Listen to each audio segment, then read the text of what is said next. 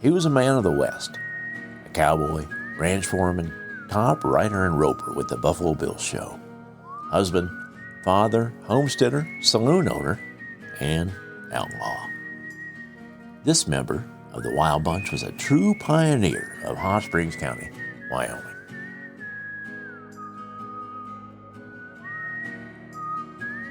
The pioneers of outlaw country, cowboys, lawmen, and outlaws, to the businessmen and women who all helped shape Thermopolis and Hot Springs County, Wyoming. Here are their stories.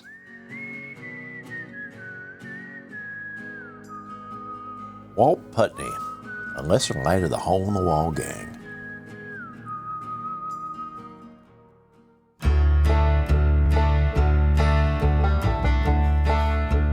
Walter Punteney, rancher and outlaw, was well known in Hot Springs County, especially to those that needed a remote place to hide from the law. He was a short, bow-legged cowboy with a quick smile. His gray eyes twinkled with good humor, and he was a good, faithful friend. Walt was known for his skill with the horse, an expertise that served him well when he first arrived in Wyoming as a teenager. It also gained him a spot in the notorious hole-in-the-wall gang after being accused by his former employer of cattle rustling. To understand what led to Wat the Watcher's life of crime, we need to understand how he got there. Walter Punteney was born into a well-to-do family on May 1st, 1870 in rural Kansas.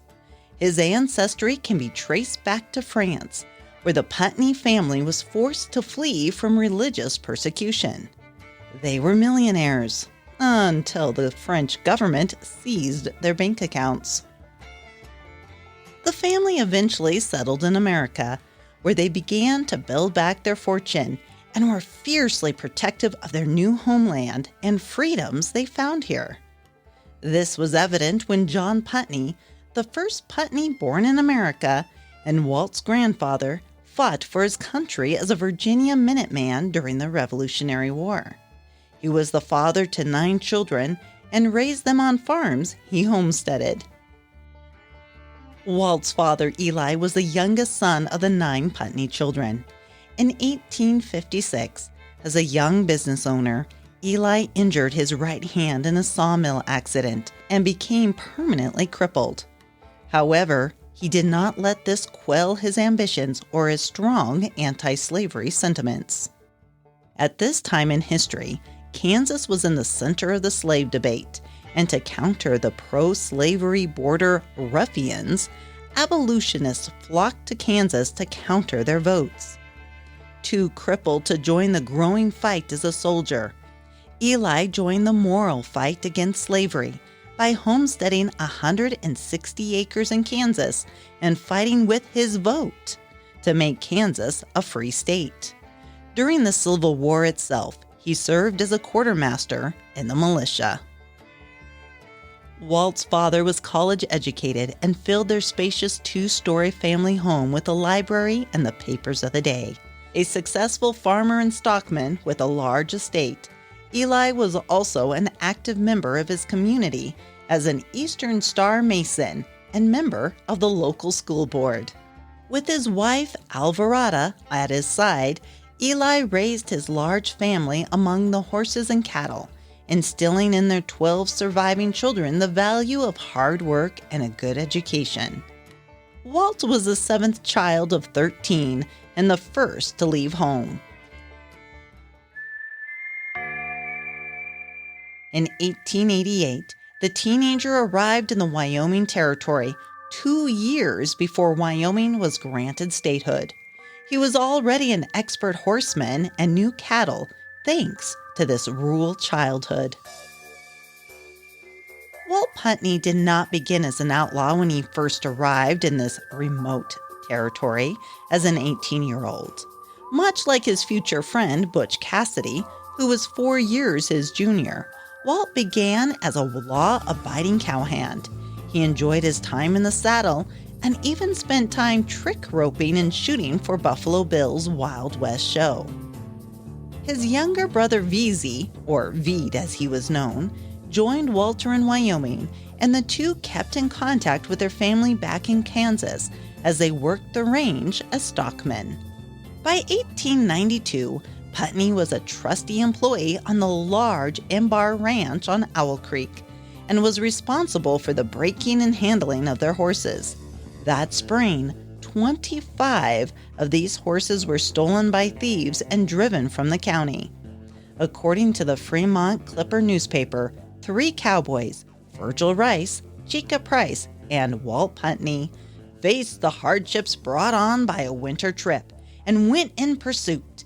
The trip was as difficult as could be imagined, of which could only be appreciated by frontiersmen who have followed a trail through snow and mud. The trail of the horse thieves was snowed under no less than 3 times, but still, these men pushed on.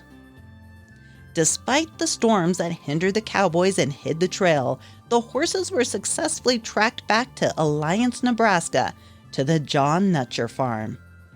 Joe Nutcher had worked with Punteney and others on the Embar Ranch the previous year and claimed his innocence of the crime. According to witness Tom Welch, who had talked with Joe Nutcher at the Pardee Ranch in February, Nutcher claimed his brother Billy had traded for the horses with Lem Ritchie of the Padlock Ranch. Joe insisted that Billy told me he had bought the horses and that he would guarantee them and would give me a bill of sale of all the horses I had there. All the horses he sold to me. With the help of the local sheriff, the Embar Cowboys captured Joe Nutcher and Ed Nye.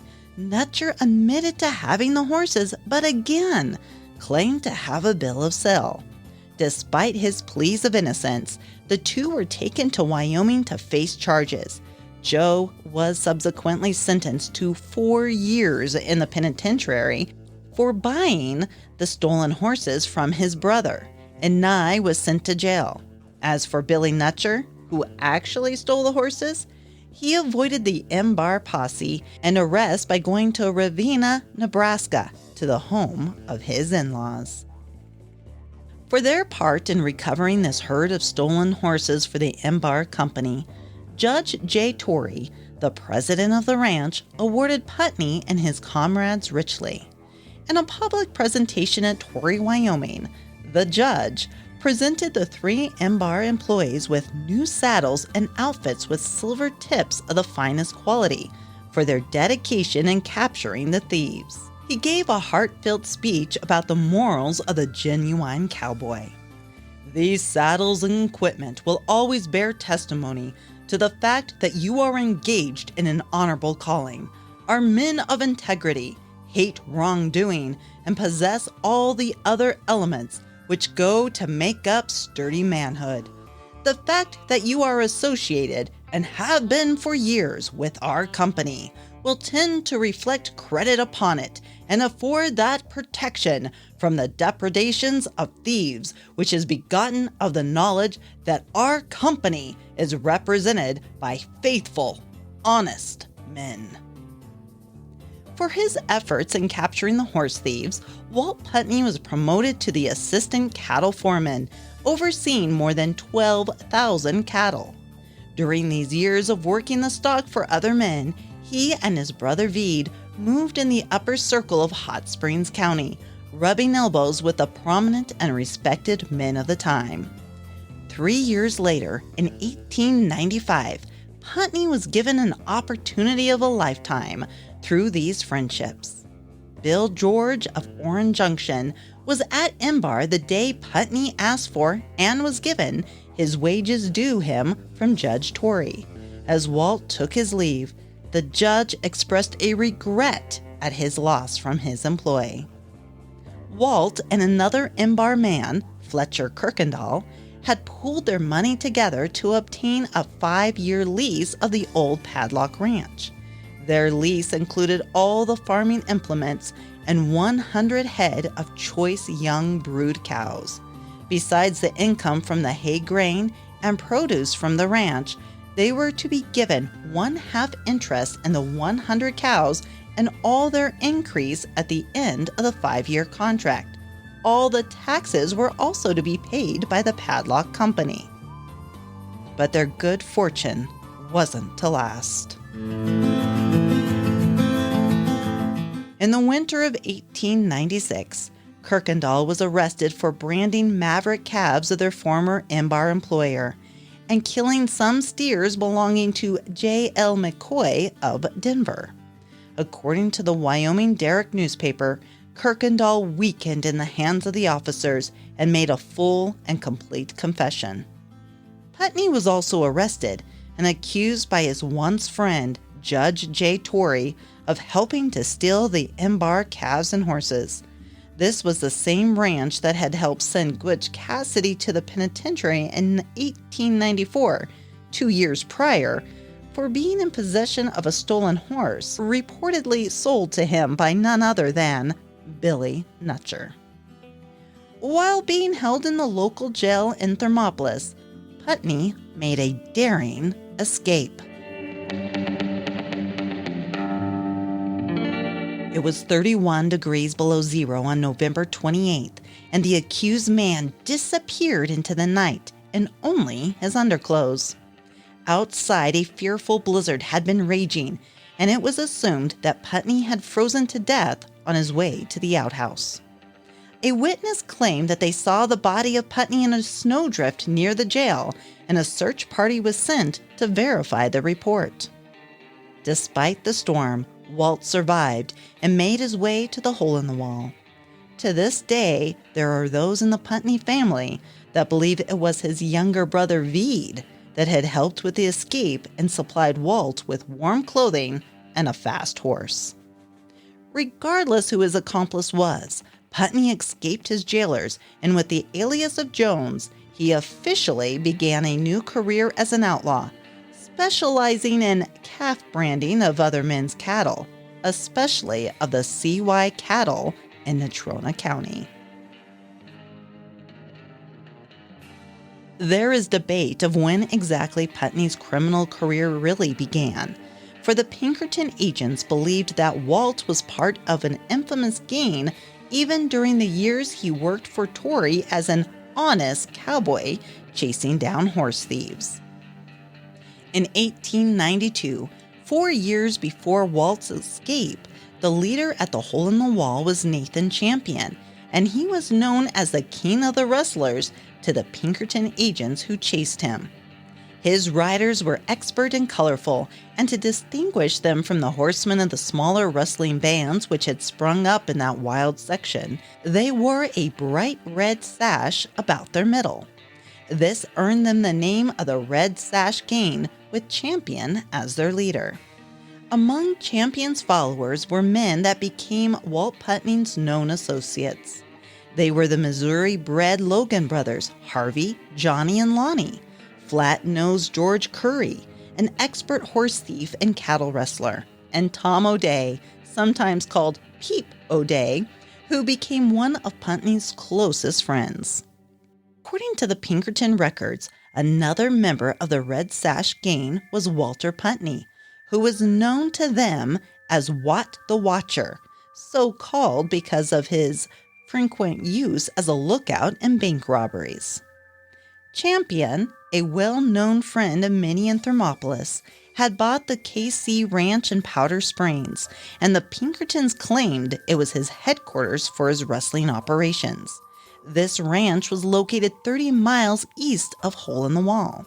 According to the Pinkerton reports, Champion's band controlled the northern section of Wyoming, which would have included the countryside surrounding the Embar Ranch. In those days, it was all too easy to earn the title of rustler. In 1884, the Wyoming Stock Growers Association had pushed through legislation called the Maverick Law. It stated that mavericks could only be sold at auction to Stock Grower Association members. Cattle belonging to outfits with brands of so-called rustlers and stray brands for which there were no known owners would be confiscated and auctioned as mavericks. This legislation even went as far as blacklisting any cowboys or ranchers who had the nerve to run their own cattle, barring them from the WSGA roundup. If a non-member cowboy branded a single maverick, he was labeled a rustler.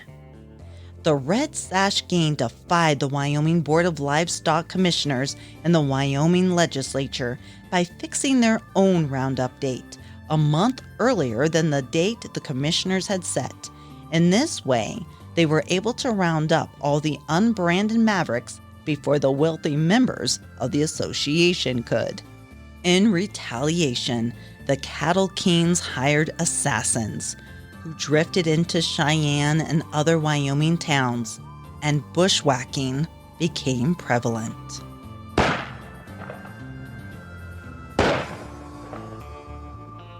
Stories of dead men found in gullies with their arms tied behind their backs were commonplace. But hole in the wall still remained impregnable. Posses refused to go near that barren valley with its watchers on the rims silhouetted against the sky.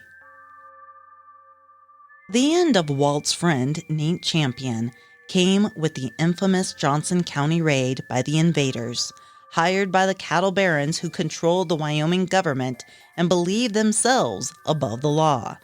They attacked the ranch that Champion was at and ultimately killed the small-time rancher they claimed was a rustler.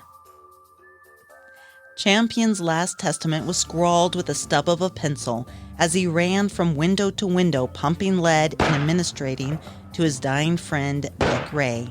It is a moving document and addressed to his boys, which would have included Walt Punteney. There is no order to the boys to seek vengeance, so the question remains, who was really the outlaw? The cowboys branding unmarked cows, which included their own cattle, or the cattle kings who controlled the legislation? Regardless of when Walt Punteney first became a wry of the law, when he escaped from the jail in Thermopolis on that stormy November night, he had officially become branded by the newspapers of the day as an outlaw. Years later, Punteney admitted that he was indeed part of this outlaw element, and it had grown beyond mere rustling of mavericks. It happened a few years back, he told Tim McCoy, a young, curious cowboy and budding historian. See, there was a time Tom, a couple of other fellows, and I robbed a bank. One summer day, Punteney was standing on the dirt streets outside Happy Jack's saloon in Thermopolis, talking quietly with a few friends. Soon after, they mounted their horses and rode out of town together. Their destination was Dickerson, North Dakota, to rob a bank. It was June 1897, mere months since Walt's escape from jail. The other men were Harvey Curry Logan, Tom Peep O'Day, and Willie Roberts. Somewhere along the way, they changed course and headed to Belle Fourche, South Dakota instead. They camped about 20 miles from town, and Logan scouted out the bank and saloon. He decided it would be a simple heist to rob the saloon where a massive steel safe harbored the house's share of the considerable gambling revenues. They rode into Belle Fourche, tying their extra horses in a grove of timber just outside of town. Upon arrival, their lookout, Tom O'Day, tied his horse outside the saloon while Walt and the others entered the bank. According to Punteney, O'Day went inside the saloon where they had all agreed would be the easiest target to rob. He was leaning against the walnut bar, sipping from a shot of whiskey, keeping a lookout when the sounds of the bank robbery erupted in the streets. Punteney, a sack of silver coins thrown over his shoulder, saw O'Day run out of the saloon, cursing. Punteney jumped on his own horse, fleeing with Logan and Roberts from the angry mob that had gathered and was shooting at them. As the outlaws fled the town, O'Day thought quickly and tried to deceive the mob into thinking he was just a law-abiding citizen witnessing a robbery. Punteney heard his friend shout, "I'll get him! I'll get him!" However, just as O'Day mounted, his horse reared and bucked him off. O'Day jumped up and grabbed a mule instead. Trotting past the bank, he was heard to yell, "I'll pursue the varmints, boys! I'll get 'em!" As O'Day passed the bank, futilely kicking the mule to try and pick up some speed, somebody shouted, "He's one of them!" Before Tom O'Day knew what was happening, a shell from a Winchester buried itself in his shoulder and he flew out of the saddle and lay on the ground, dazed. Stories vary how he was exactly captured, with one of the more popular accounts saying that he fled to the alley and was captured in the saloon outhouse, where he was reportedly hiding. In the meantime, Walt Punteney was trying to make his own escape. Several miles outside town, the posse closed in. A rifle caught him just below the right shoulder, knocking him to a muddy ditch, where he lay motionless. "It was the sack," Punteney said when relating the story. "Damn, when that shell hit, it crashed into that sack of silver. The impact was terrific, and I'm sure it saved my life because the posse rode by, thinking I was deader in hell." Punteney was eventually caught and arrested for the robbery. However, he had two of the best lawyers in the region, Temple and McLaughlin, defending both him and O'Day, thanks to the intervention of their mutual friend, Butch Cassidy. Witnesses Bob McCoy and Mike Brown, writing in from Wyoming, claimed that the men had been at Brown's ranch just outside of Thermopolis at the time of the robbery. The juror acquitted both O'Day and Punteney, and they returned to Hot Springs County as free men. As for the silver sack, years later, a grinning Punteney told McCoy, "Well, the sack was pretty well torn, as you can imagine, and some of the silver was scattered all over that ditch and across the trail. It was a mess. Now, I ain't making no confessions, understand, but you must agree that I've got myself a right nice little homestead." In 1899, the Pinkertons, who constantly kept check on their outlaws, noted in Denver File 1728, Punteney had settled down in Lost Cabin and seems to have reformed. After a series of assassinations of their members, the Hole in the Wall gang did split up and began to go their separate ways. Punteney stayed in the Hot Springs County area. He made good on his homestead that the silver from the Belle Fourche robbery helped buy, and it was known to be a place of safety for those in need. In 1904, he was accused in the Basin newspaper of harboring horse thieves. Twice, there were shootouts between the sheriff and outlaws that occurred at the Punteney Ranch. The Natrona County sheriffs kept as close an eye as possible on Walt's remote ranch, knowing that wanted men often worked for Punteney. By 1910, at age 40, he had been married just 3 years and had 2 small daughters with his wife Alice. By the early summer of 1912, they had a 3rd daughter, but misfortune struck the family. The Punteneys lost their ranch on Bridger Creek to delinquent taxes. In the spring of 1915, Walt had reversed his fortunes and built a new home for his family. They moved from the Lost Cabin area to the Camp Stool Ranch near Crowheart Butte, west of Riverton. Punteney lived out the rest of his life as a businessman. At Lenore, he ran the Crow Creek Stock Company and pursued several successful ventures. After his divorce from Alice and his subsequent remarriage, Punteney moved on to Pinedale in the mid-1920s. There, he built a saloon, which eventually became the popular Cowboy Bar. Walt Punteney lived out the rest of his life in Pinedale, visiting his former friends from time to time in his old haunts in Hot Springs County to reminisce about the not-too-long-ago past. He died in 1950, a Wyoming cowboy to the end. Thank you for listening to Pioneers of Outlaw Country. I'm your host, Jackie Dorothy. Be sure to subscribe to Pioneers of Outlaw Country so you don't miss a single episode of this historic series.